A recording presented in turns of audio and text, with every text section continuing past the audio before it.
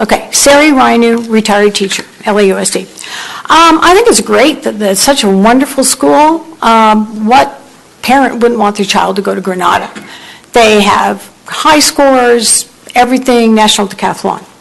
And I just don't understand, excuse me if I am being sarcastic, because I am, how come in 2010, one of your employees, Linda Del Cueto, was very critical of Granada's policies when it comes to deciding on what kind of kids were going to go there.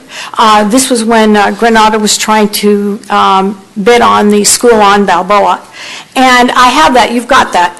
And it says right here, it says, it's important to note that the charter's population does not reflect the number of high school age students residing within their boundaries. And the excessive numbers reflect Granada's enrollment policies, not the local population. So it's not serving local population. It's getting kids in from all over.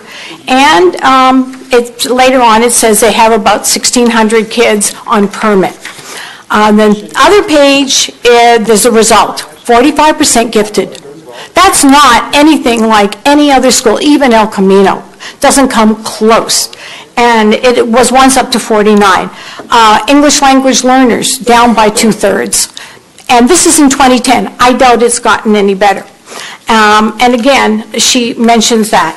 Now, real quickly, I think there's only one thing that I would like to be, if I was a parent, I might be concerned about. I might love the fact that they've got such a high API and everything else. Fantastic. What a highly selective school. However, there's one thing I might be a little bit concerned about. They got a notice of violation on facilities. Serious one over just about a year ago.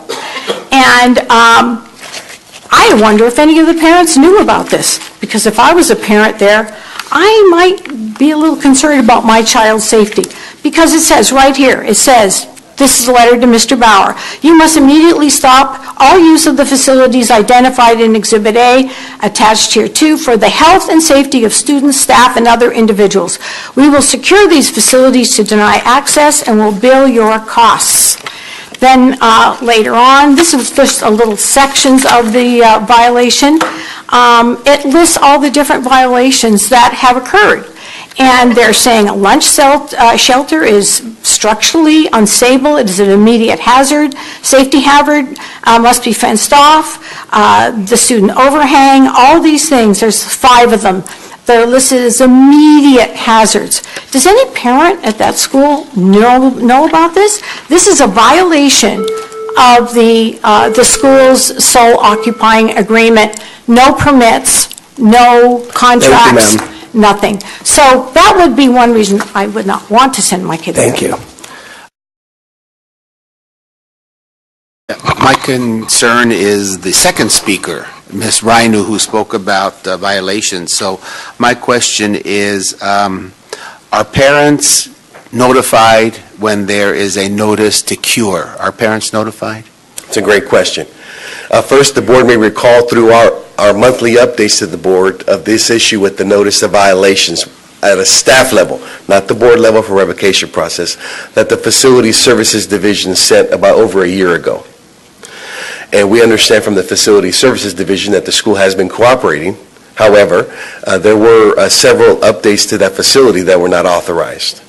To answer your specific question, by current board policy, no, not for a notice to cure, or in this case, a notice of violations from staff. The board did pass a policy authored by Ms. Ratliff about a year ago, maybe a year and a half ago, called Charter Transparency, which we do oversee, and it does indicate notification of parents for example, in a notice of violation sent from the board where they could be revoked. That has happened, and we have checked that, or for other reasons, a denial, for example, etc. I would like to note, if my memory serves me, our staff did request and inquire of the school that they shared that information with families because it was significant. And I believe the response was that it was not a notice of violation from the board, and so they were not required to do so.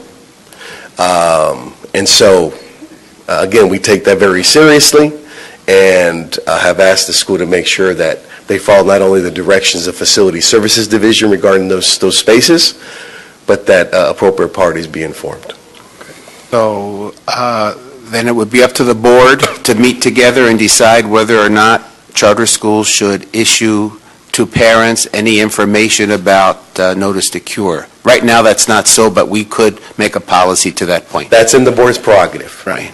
Okay. I think it's important that parents know what's going on. Okay. Thank you.